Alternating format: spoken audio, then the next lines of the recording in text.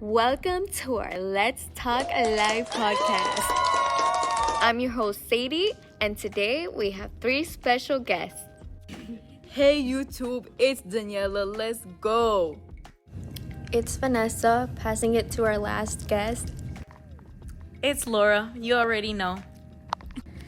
Before we dive deeper in today's discussion about race and oppression in the LGBTQ plus community, we wanted to share something powerful. We received a letter from someone who chose to stay anonymous, someone who grew up in a strict environment where being yourself wasn't always accepted. Their story reminds us why these conversations matter. Living in a Mexican household, it was always an obligation to go to church on Sundays. My dad's the provider while my mom is the caretaker, and my siblings and I help out with everything. Growing up, I was taught that being a part of the LGBTQ community was a sin and I'd go to hell. Like many Latinos households, I was expected to marry a man, depend on him financially, have children, and be a stay-at-home mom. Yet in middle school, I was ready to wake up from this bad trance.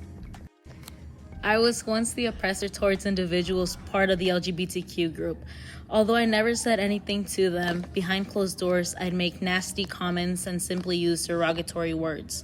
In 8th grade, I started to like boys and girls. I was scared, but seeing others be open about who they loved made me want that same freedom, since it was normalized for people my age group. For our parents, their ignorance spoke louder than words because they were brainwashed growing up believing only men and women had to be together. Unfortunately, my Mexican parents still believe that being a member of the group is bad, but they become a bit understanding over the years. They have family members who are either gay or lesbian, but don't know their daughter is bisexual. Being a Mexican bisexual woman means facing layers of oppression, biphobia, homophobia, misogyny, and machismo, which make it hard to feel accepted.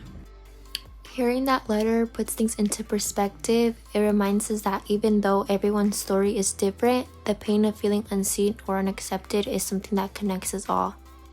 As Hispanics, we also come from a culture that values respect and community, but sometimes those traditions can make it hard to talk about topics like gender or identity. We want to take a moment to reflect on that and share how our own experiences shape the way we view acceptance and allyship. Did you know that the LGBTQ plus community has long faced rejection and exclusion for simply being themselves? Dating back to when the adoption of the community began in the 1920s, they still aren't seen as humans. So I have a question for y'all. How did growing up in a Hispanic household shape the way we understood identity and acceptance? Growing up in a Hispanic household, my parents influenced me to be negative towards the LGBTQ plus community, not knowing that my sibling was part of the group.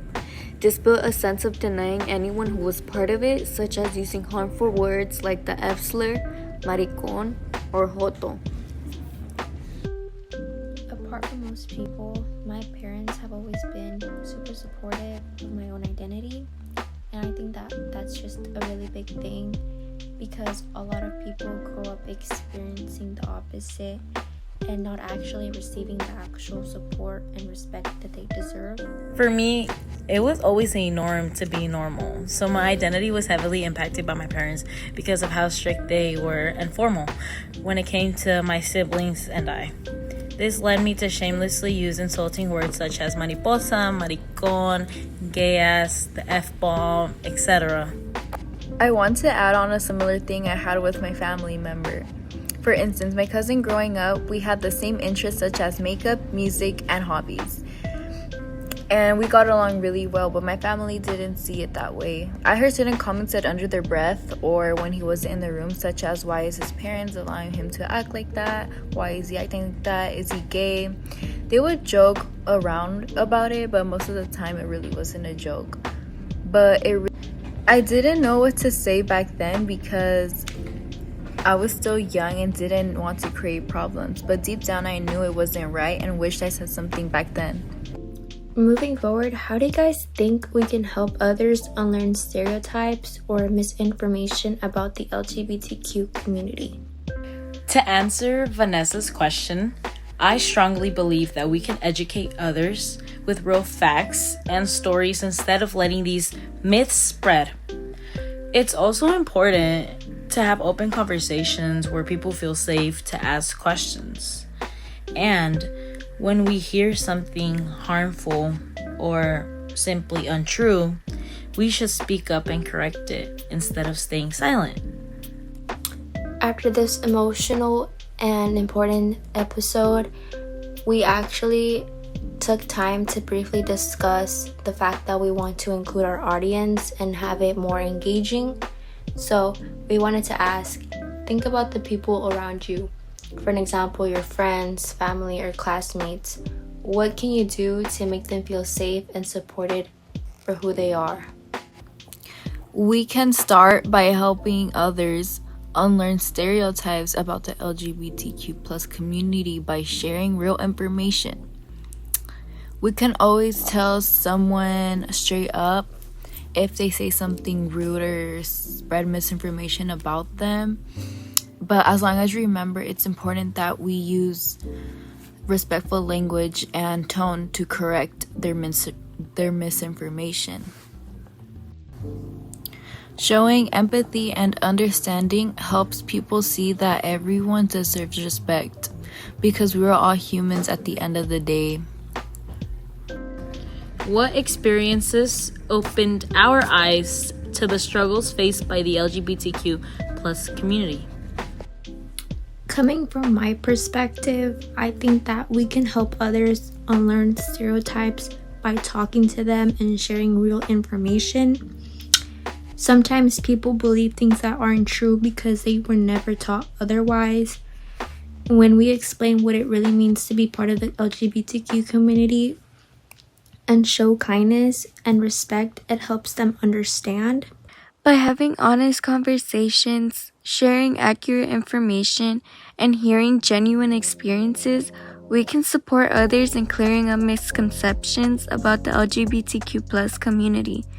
Respecting others, speaking kindly, and speaking out against incorrect beliefs all help promote the growth of a more inclusive and understanding society. To answer this question, I show love, respect, and community by supporting each other, such as my family and friends, by respecting our differences, and by being proud of who I come from, by celebrating my Mexican roots and respecting the LGBTQ plus community, by supporting them and listening to their stories and experiences, by being open-minded on their situation. Another way we can help is speaking up when we hear hurtful comments that are being told and reminding others that everyone deserves to be treated with love and acceptance, no matter the circumstance. Allies can use their voice and privilege to speak out against unfair treatment and encourage equal rights. They can listen, learn, and work with LGBTQ plus people to create a world where everyone is acknowledged.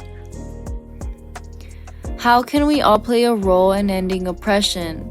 Not just for the LGBTQ plus community, but for everyone who's ever felt excluded. By standing up, by using our voice and taking action, including others and make everyone feel safe. Challenging stereotypes and assumptions, not just for the LGBT, but anyone who has felt oppressed. And at the end of the day, acceptance and respect is what bring people together, whether it's through sharing stories, learning from others, or standing up for what's right. We all have a role in ending oppression, and it's always important to know that the LGBTQ community deserve love, safety, equality, just like everyone else. If there's one thing we hope you take from this episode, is acceptance starts with each of us. The more we listen, learn, and stand together, the closer we get to a world where everyone can be themselves without any sort of fear. I also have a question for y'all. If you could give your younger self some advice, what would that be? A message I want the viewers to take away is to be kind and spread empathy to anyone. And it doesn't matter of their background or anything, just spread the love and not the hate. For me, giving myself some advice, it would be that just because you believe you understand someone's identity or experience doesn't mean you actually do. Sometimes you were mistaken, and that's okay. It's something to learn from and stand beside. Don't be negative and stay positive. As this podcast is coming to an end, I want to ensure that everyone who's listening to it has learned something from it. And moving forward, I hope that everyone who's listening knows that the LGBTQ plus community deserves equality, not inequality. It's never easy to talk about these topics, but it's important to be talked about. And we hope today's episode opened your heart and mind. Remember, guys, allyship starts with an action rather than a promise. It's understanding in action, compassion in motion, and your inner courage to keep things going. It stays long after words have faded, but in the lives we impact. Thank you so much for listening to our podcast. Every time you listen and share your voice, you help build a community in understanding and care. This isn't just a podcast, it's a reminder that we're stronger when we come together. Thank you guys so much for joining us on Let's Talk Live, and thank you for listening to our Q&A. And a reminder to be open-minded of those around you because you never know their situation, and let's spread the love and not the hate. And one last thing. As I have reflected on all we've discussed in this podcast, I realized how important it is to create allyship and unlearn views in order to include previously excluded people. It's obvious to me that information alone isn't really enough. We also need awareness and empathy.